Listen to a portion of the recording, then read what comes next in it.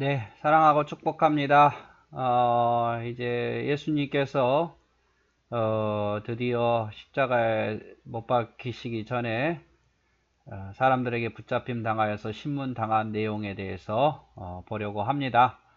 신문 받으신 예수님에 대해서 봅니다. 이 이야기는 마태복음 26장 57절에서 68절, 또 마가복음 14장 53절에서 72절, 그리고 누가복음 22장 66절에서 71절, 요한복음 18장 2절에서 14절에 기록된 말씀입니다. 이제 예수님께서 밤중에 겟세마네 동산에서 기도하실 때에 기도를 다 마치시니까 드디어 이제 예수님을 잡으러 오는 사람들이 오지요. 자, 누가 선봉에 서느냐? 가룟 유다가 선봉에 섭니다.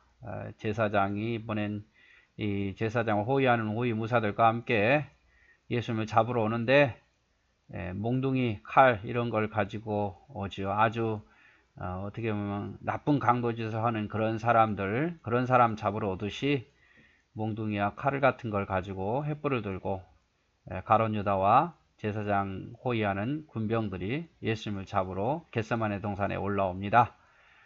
올라오기 전에 이 사람들은 예수님에 대해서 잘 모르잖아요. 얼굴도 모를 수도 있고 또 너무 밤중이니까 누가 누군지 알 수 없기 때문에 이제 가룟 유다와 이 군병들이 작전을 서로 짜죠. 내가 가룟 유다인 내가 예수님을 잘 아니까 내가 그 사람한테 선생님 반갑습니다 라고, 지금은 악수하지만 그때는 이 키스라는 걸 하거든요. 볼에다 키스하는데, 그렇게 하면 그 사람은 바로 예수다, 그러니까 그 사람을 잡아가라, 이렇게 이야기를 하죠. 그래서 이제 가룟 유다와 이 군병들이, 제사장 군병들이 와서 예수님을 잡아가려고 하는데, 이제 가룟 유다가 키스를 하죠. 그 사람들이 이제 예수님을 잡으려 할 때에 갑자기 베드로가 숨겨놨던 칼을 꺼내면서 이제 대제사장의 종 하인인 말고라는 사람의 귀를 잘라버립니다.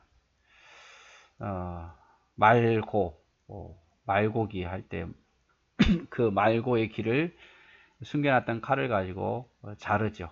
그러면 사람들이 이제 무서워서 예수를 못 잡아가겠다 이런 생각을 할지도 모르겠습니다. 아무튼 그런 행동에 있어서 예수님께서 참 잘했다라고 칭찬하신 것이 아니라 오히려 예수님께서 베드로를 책망합니다. 칼을 지닌 자는 칼로 망하느니라, 집어넣어라 라고 말씀하시죠. 칼을 휘두른 베드로에게 칼을 휘두른 자는 결국 칼로 망하게 될 것이다, 이렇게 말씀하시면서 이 잘린 귀를 들어다가 말고의 귀에 붙였을 때 다시 정상적으로 귀가 붙는 기적이 일어났습니다. 여러분, 칼을 지닌 자는 칼로 망하느니라. 여러분, 우리 그리스도인들이 세상에 대해서 어떻게 대해야 될지를 말씀하고 계시는 거죠. 폭력은 결국 폭력을 일으킨다, 그 말씀이에요. 우리 믿음의 사람들은요, 폭력적이어서는 안 돼요. 폭력적이 아닌 방법으로도 얼마든지 자기 의견을 내세울 수 있어요. 옛날 그 로마 당시에도 뭐 이런 말씀을 하셨는데, 지금이 얼마나 민주주의입니까? 가장 내 것을 소신껏 말할 수 있는 좋은 방법이 바로 투표예요. 그래서 예수 믿는 사람들은 어쨌든 간에 자기가 가장 옳은 사람에 있어서 투표해야죠. 믿음의 눈으로 보십시오. 어느 정권이 더 하나님을 두려워할 줄 알고 하나님을 대적하지 않는가를 잘 받았다가 내 소중한 투표 하나를 행하시면 돼요. 그래서 그렇게 깨어있는 그리스도인들이 많으면 이제 그렇게 못해요. 그런데 이제 그 투표를 잘못 행사하게 되면 뭐 지역, 또 어떤 뭐 내가 아는 사람이어서 이렇게 뽑다 보면 결국에는 이제 신앙적으로 가지 않는 거죠. 그래서 투표는 꼭 하시고, 또 예를 들어서 집회도 이제 보장된 법의 테두리 안에 보장된 거니까 뭐 1인 시위를 하든지 뭘 하든지, 다만 폭력적이어서는 안 돼요. 예수님 말씀하신 대로 칼을 지닌 자는 칼로 망해요. 폭력적인 자는 결국 폭력을 불러오게 돼 있어요. 그러니까 우리는 나라를 위해서 제일 먼저 기도하고, 우리가 거기에 참여할 수 있는 것은 뭐 투표, 아니면 또 여러 가지 그 설문, 이런 있잖아요. 사이트에 올리는 거. 국민청원. 뭐 이런 데 올릴 수도 있고, 아니면 뭐 1인 시위할 수도 있고, 여러 사람이 모여서 시위할 수도 있지요. 다만, 제가 말씀드리고 싶은 것은 폭력적에서는 안 된다는 거죠. 그리고 이제 예수님께서 이제 끌려가십니다. 대제사장에 끌려가고, 한 사람은 아마 대제사장, 전직 대제사장인 안나스인 것 같고, 그리고 현직 대제사장 안나스의 사이죠. 사이인 가야바인 것 같은데, 이 사람들이 붙잡혀온 예수님께 내가 하나님의 아들이냐, 아들 그리스도냐 이렇게 물었죠. 네가 하나님의 아들 그리스도냐라고 묻습니다. 아마 이 시간은 시간적으로 예수님께서 밤에 기도하셨고 시간 지나서 붙잡혀온 거 보니까 아마 12시, 1시, 2시 정도 됐을 거예요. 이때는 사람도 없는데 자기들끼리 이미 사람들을 다 모아놓고 이런 재판을 하는 거예요. 네가 하나님의 아들 그리스도냐. 불법적인 재판이죠. 그러니까 예수님께서 뭐라고 답을 하시냐면, 예수께서 이르시되 내가 말하였느니라. 그러나 내가 너에게 이르노니 이후에 내가 권능의 우편에 앉아있는 것과 하늘 구름을 타고 오는 것을 너희가 보리라. 이렇게 말씀해요. 마태복음 26장 64절에. 그러니까 이제 난리가 난 거죠. 옷을 찢고 막 네가 어떻게 권능의 하나님 우편에 앉아있다고 함부로 말할 수 있고, 네가 나중에 우리를 심판하러 온다고 하면서 하나님을 욕되게 하는도다라고 막 옷을 찢으면서, 결론적으로 뭐냐면 네가 하나님을 모독했다. 너는 사형에 해당된다. 우리 율법적으로 사형에 해당된다 라고 판결을 하게 됩니다. 안나스에게도 갔고 가야바에게도 가고, 또 사람들 공의 앞에서 그 밤에 사람들 세워놓고 거짓 증인들 세워놓고 재판 결과 사형 이렇게 돼요. 그런데 이 사람들이 이제 사형을 시키게 되면, 율법적으로 사형을 시키게 되면 뭐가 문제냐? 예수님을 따르는 사람들이 이 사람들을 미워하는 거예요. 그렇죠? 대제사장들을 미워하겠죠. 재판했던 사람들을. 그러니까 살짝 그런 미움을 받지 않기 위해서 누구에게 책임을 전가시키려고 그러냐면 빌라도에게 전가를 시키는 거죠.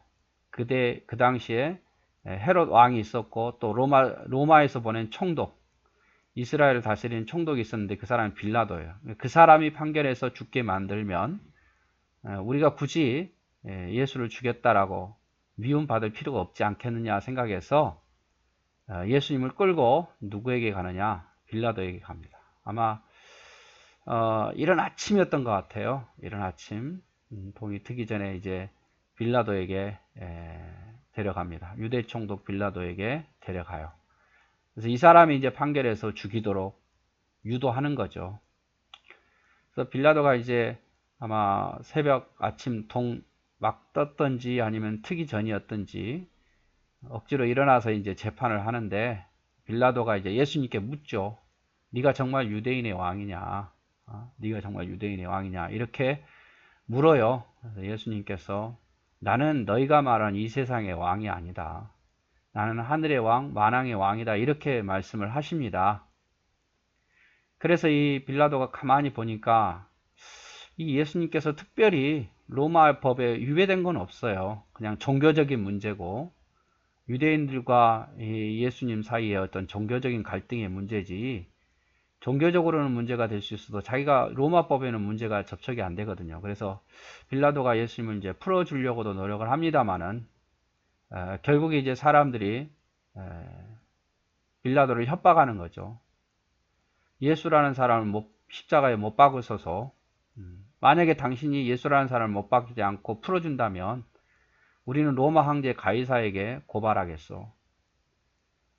당신이 이런 죄인을 풀어줬다는 그것을 우리가 고발하겠소. 그러니까 빌라도가 겁을 먹은 거죠.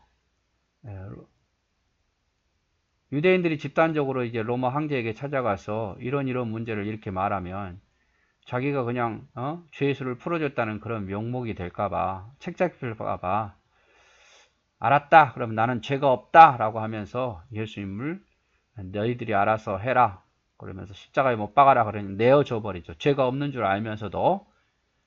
그래서 빌라도가 뭐 풀어주려고 예수님 노력했다 그래서 우리 동정하는 사람도 있는데, 결국 예수님을 죽이도록 내어준 사람은, 그 판결을 한 사람은 빌라도거든요. 그래서 예수님께서는 이제 뭐 밤중에 붙잡혀가지고 전직 대제사장 안나스에게, 또 현직 대제사장 가야바에게, 그리고 이제 밤중에 사내들인 공회에서 판결을 받고, 그리고 빌라도에게 또 끌려가서 1차로 받고, 또 2차로 또 받고, 그리고 밤새 내내 밤 늦은 시간, 한 12시 넘어서부터 다음날 아침까지 계속해서 끌려다니면서 신문 받으시고, 또 매도 맞으시고, 여러분 채찍 그 영화 보셨죠? 조롱 당하면서 그렇게 신문을 받으신 거예요. 결론은 뭐냐? 종교적으로는 대제사장들이 내렸죠.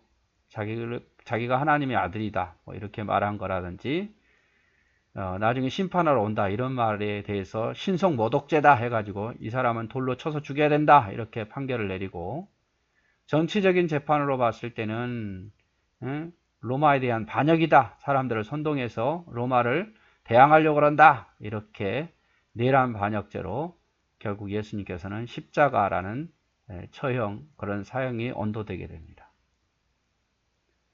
자, 예수님께서 이제 아침 한 9시쯤 이렇게 끌려가시죠. 끌려가셔서 이미 전에 많은 채찍을 맞았고 가시면류관을 썼고, 그래서 피를 이미 많이 흘린 그런 상태고, 이 무거운 십자가를 지고 갑니다. 물론 가는 도중에 구레네 시몬이 대신 십자가를 지기도 합니다만은, 결국 예수님께서 이렇게 십자가에 못 박혀서 운명하시게 됩니다. 6시간 고통당하다가 운명하시게 되는 거죠. 그런데 이거는 불법적인 재판입니다. 왜냐하면 일단 가룟 유다가 물론 뭐 요청하기도 했지만, 가룟 유다에게 돈을 주고 예수님을 붙잡도록 했어요.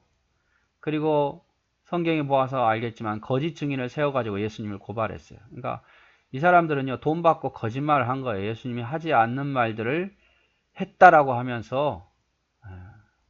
증인이 있어야 되잖아요. 증인. 누가 예를 들어서 이런 법정에도 요즘은 증인을 부르잖아요. 변호인 측 증인, 뭐 검사 측 증인 불러가지고 그 말을 들어보는데, 돈 주고 이 사람들을 산 거예요. 거짓 증인 좀 해달라고. 그래서 이 사람들은 거짓 증인을 세웠고 가룟 유다를 돈을 줬기 때문에 이 불법이 되는 거예요. 올바른 공정한 법정이 아닌 거죠. 그리고 두 번째로 밤중에 신속하게 했어요. 불공정한 재판이죠. 왜냐하면 낮에 재판해야죠. 사람들이 많이 있는 곳에서 보는 앞에서 공정한 재판을 했는데, 이 법정에서 언제 하겠다라고 말도 하지 않고 갑자기 잡아와서 자기들이 원하는 사람들을 밤중에 모여서 예수님이 잡아오면 우리가 이렇게 재판하자, 몰아가자 하고 자기들끼리 이미 작전을 다 짠 거예요. 거짓 증인도 세우고 안 자고 기다렸다가 예수님을 재판한 거죠. 예수님을 따르던 사람들은 갑자기 당한 일이기 때문에 그 자리에 있을 리도 없고, 예수님을 변호해 주는 사람들은 없는 거예요. 다 예수님을 죽이려는 사람들만 모인 거죠. 그래서 밤중에 이렇게 하면 안 되는데 밤중에 신속하게 재판을 끝내버려요. 그리고 빌라도를 협박해서 결국 예수님을 십자가에 못 박도록 내어달라고 이야기하죠. 안 그러면 우리가 황제에게 고발하겠소, 이렇게 말한 겁니다. 그래서 불법적인 재판이에요. 불법적인 재판. 자, 그럼에도 불구하고 예수님께서 왜 이렇게 불법적인 재판을 침묵하시면서 끌려가서 결국 십자가에 못 박혀 죽으셨을까? 왜 그러셨을까요? 적극적으로 예수님 변호하시면 되는데, 또 어떤 기적을 통해서 하면 되는데, 빌라도에게 조금만 어떤 기적을 행해줬으면 빌라도도 무서워서 건드렸겠습니까? 가야바 안나스를 예를 들어서 뭐 그 현장에서 죽게 만들었다면 재판이 되겠습니까? 그런데 예수님께서는 왜 그렇게 하지 않고 그냥 침묵하셨을까? 왜 억울한 줄 알면서도, 거짓 증인인 줄 알면서도 그것을 적극적으로 변호하지 않으셨을까? 왜냐하면 예수님께서는 십자가에서 죄인을 위해서 피 흘려 돌아가셔야 됐기 때문에, 그것이 예수님이 오신 이유니까. 성경에 이런 말씀이 있어요. 그가 찔림은 우리의 허물 때문이요, 그가 상함은 우리의 죄악 때문이라. 그가 징계를 받음으로 우리는 평화를 누리고 그가 채찍을 맞음으로 우리는 나음을 받았도다. 이사야서 53장 5절 아주 유명한 말씀이죠. 우리의 허물 때문이에요. 우리의 죄악 때문에. 그래서 그분이 징계받음으로 우리는 평화가 찾아오게 됐고 그가 채찍 맞음으로 우리는 죄에서 나음을 받았다 그 말이에요. 그리스도께서 하나님 곧 우리 아버지의 뜻을 따라 이 악한 세대에서 우리를 건지시려고 우리 죄를 대속하기 위하여 자기 몸을 주셨느니라. 갈라디아서 1장 4절. 우리를 건지시고 우리를 대속하기 위해서. 예수님은 불법적인 재판인 줄 알면서도 돌아가셨습니다. 왜냐하면 우리를 위해서. 자, 주님은 우리를 위해서 자신의 몸을 내어줬는데 우리는 당신은 주님을 위해서 무엇을 십자가에 못 박았나요? 한번 생각해 보세요. 주님은 나를 위해서 자신의 생명을 줬는데 난 과연 주님을 위해서 뭘 희생한 것이 있는지. 예. 여러분 예수님을 위해서 뭘 희생하셨습니까? 이건 저의 질문에도 똑같아요. 야, 동서가 넌 주님을 위해서 뭘 희생했니? 물론 주님을 위해서 희생한 거 있지요. 그런데 부끄러운 게 너무 많아요. 여러분도 그렇지 않습니까? 주님을 위해서 뭘 희생하셨나요? 주님을 위해서 참으셨나요? 주님을 위해서 핍박 받으셨나요? 아니면 나 못 참아! 이렇게 하지는 않으셨나요? 주님은 당신을 위해서 십자가에서 자신의 생명을 내어줬는데 십자가에서 나 자신 대신 못 박았는데 여러분 주님을 위해서 무엇을 희생하셨고 주님을 위해서 무엇을 못 박았다고 말할 수 있나요? 아무튼 예수님의 죽음을 우리 헛되이 하지 맙시다. 예수님 날 위해서 죽으셨는데 다시 주님을 십자가에 못 박는 일은 하지 말아야 될 거 아닙니까? 다시는 죄 짓지 말라라는 주님의 말씀을 기억하시고 그가 찔림은 우리의 허물을 인하며 그가 상함은 우리의 죄악을 인함이라. 그가 징계를 받음으로 우리는 평화를 누리고 그가 채찍을 맞음으로 우리는 나음을 입었도다. 그가 찔림은 우리의 허물을 인하며 그가 상함은 우리의 죄악을 인함이라. 기억하시고 주님이 날 위해서 십자가에 돌아가신 거 기억하시고 헛되이 우리 살지 말고 우리도 주님을 위해서 못된 거 다 못 박아 버리고 주님을 위해서 내어줄 수 있는 그런 신앙생활 우리 합시다. 네, 축복합니다.